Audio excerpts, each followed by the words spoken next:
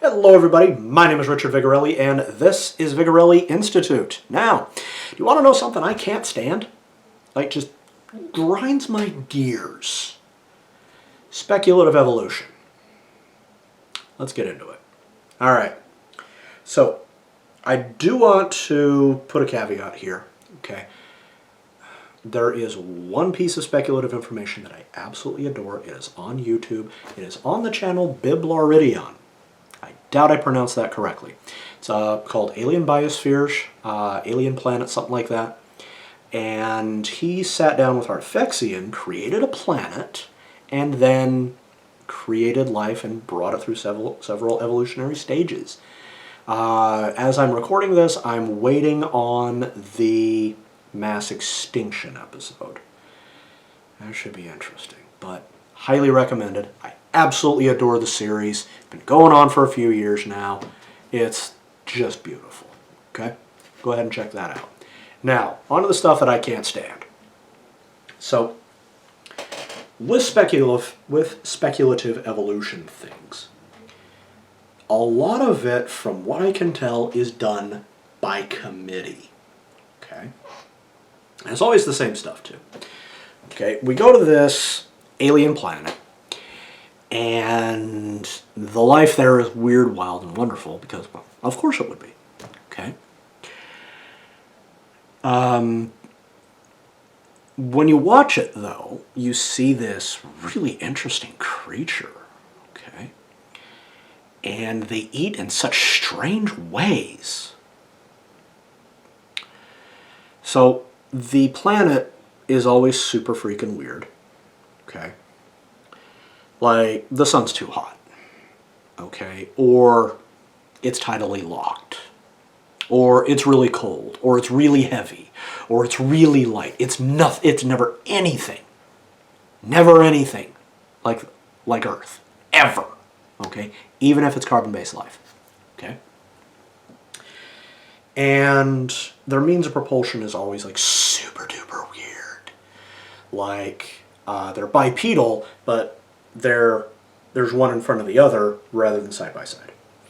And they used to be four legs, because that's a thing. It's like, what? Okay.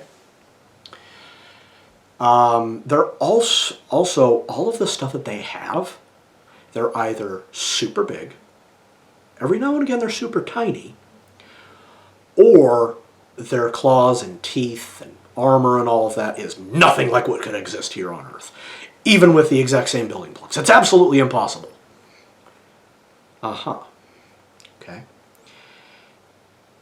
Now, there was one that came out a while back. Most of these you'll find on like the Discovery Channel, maybe the History Channel, which...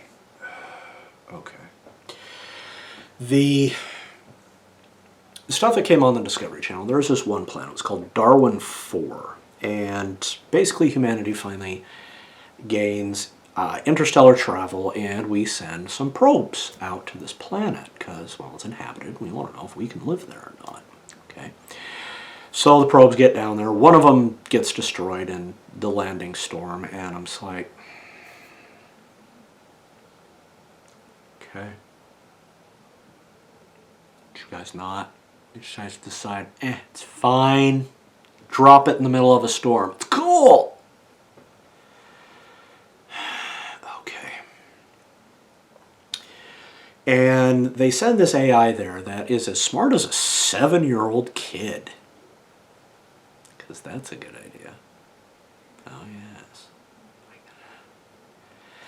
So, they get down there, and the only water that's on the planet is held in a sea that's basically been taken over by amoeba.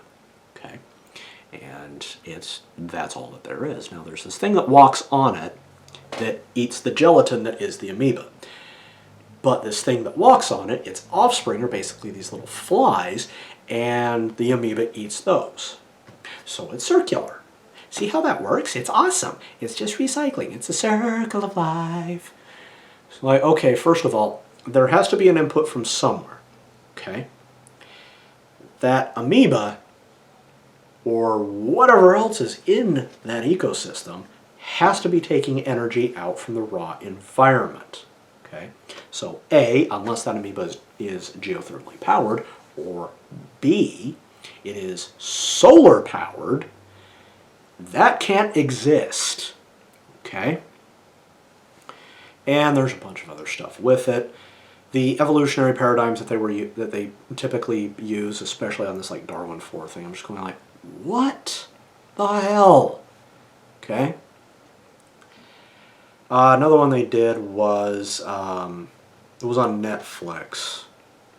It's this tour throughout the universe thing, and they show these planets. One of them has these like monkey-looking things, and they've got an extra set of arms, and they eat these rabbits that are crossed with moths. And the rabbits that are crossed with moths eat this fungus, and every so often this fungus grows a parasitic spore, and the parasitic spore then infests the rabbit thing. The monkey eats it, the monkey dies, and then the fungus takes root in the monkey. Okay. Still a closed energy system. Okay. Even the best predators are only going to be so effective. They are going to expend more energy than they actually gain. Okay? So they have to gain a lot. Eventually, they are going to outfeed the area. You have to have more energy coming in. Well, there's abundant energy. There's lots of solar radiation. The plants do it, yes, but the fungus has no relevance to the plants. Neither do the moth bunny things. Okay? And as far as we can tell, the monkeys are obligate carnivores. So they're not eating plant matter. Where are they getting the energy? Unless they've got solar photovalent skin cells, there's a problem. Okay? Then there was one. It came out 20 some odd years ago, I think. Somewhere around there. It's called The Future is Wild. Basically, somebody decided that humans no longer exist and we want to see what the world would look like. So they go through a few periods. And they get to this one. Africa has slammed into Europe and created the Mediterranean Alps. And the Mediterranean Alps are, I think they said, 2 or 3 miles taller than Mount Everest, on average. Yeah, that's mathematical impossibility. Okay, this has actually been proven. Mount Everest is, give or take, about as tall as a mountain can possibly get on Earth. Okay, but that's not the most interesting part. Okay, there's going to be a bird that's going to evolve, according to them, that will have 2 sets of wings, the normal wings, and then its back feet will kind of become secondary wings because they need them. So they can fly above and soar more than 7 miles up in the air and fly over the Himalayas and stuff like that because reasons. Okay. Never has been, and is not now, any flying animal that can go that far. Okay? There's a reason for that. Flight takes a ton of energy. As a result, it is very oxygen hungry.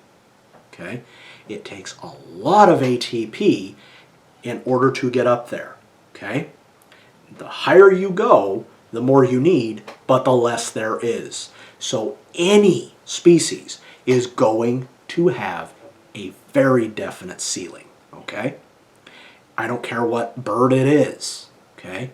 Not only that, why does it need to fly over these mountains? Okay?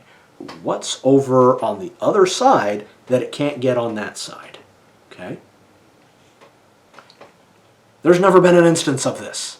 Where are you getting this information? Okay?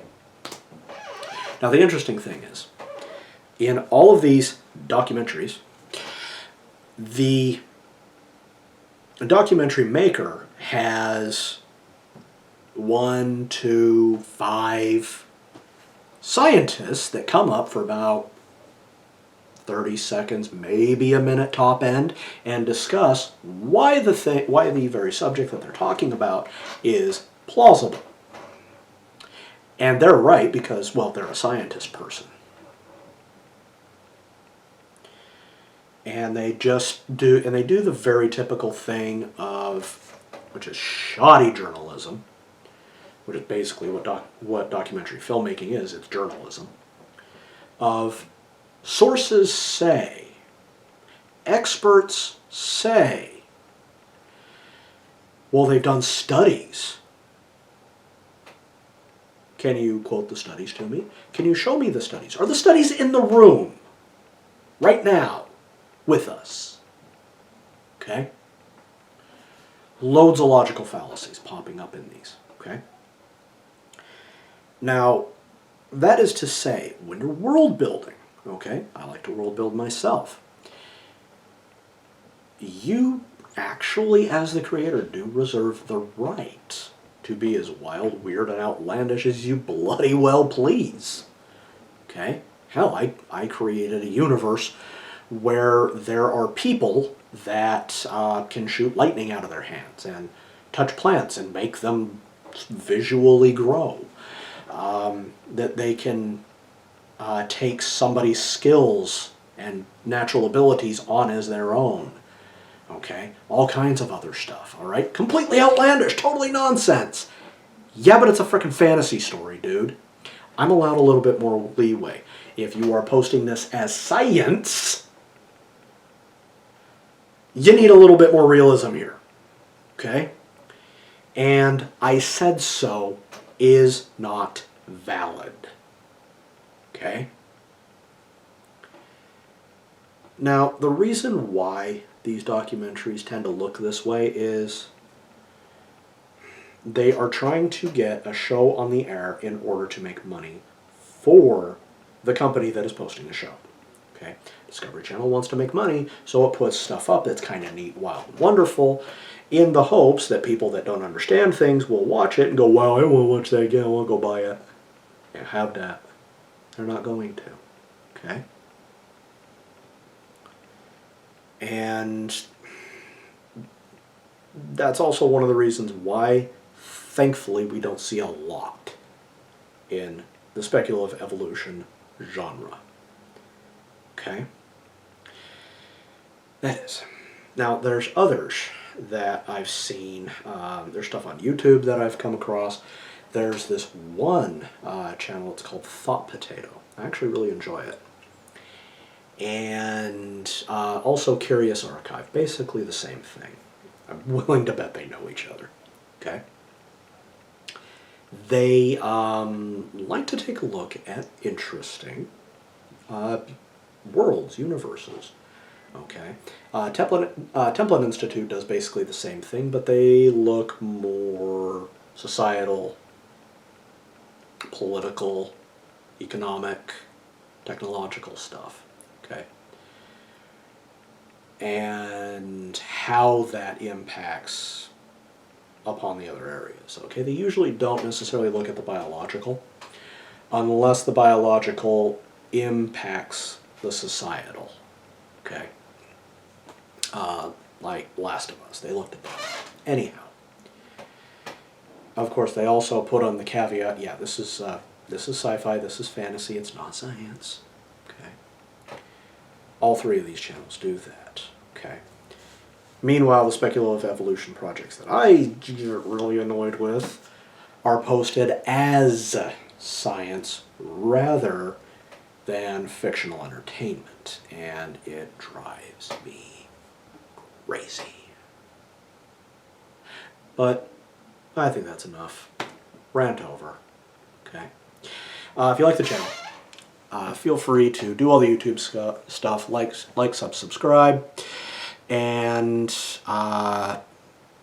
if you could find it in your heart to support me, feel free to visit my websites, vigintmed.com and viminvigorelli.com. I've got merchandise, I've got books. Feel free to check it out. I've got stuff like this. This is not mine. I've got other stuff. For instance, got your coffee cup. I've got that. That is a logo I created for my book. You can get on a coffee mug. And so many other things. I've got puzzles even. Oh yes, puzzles, my dear. They're maps that I have created. Okay? So, I'll be back later with something else, guys. You take care. Bye-bye.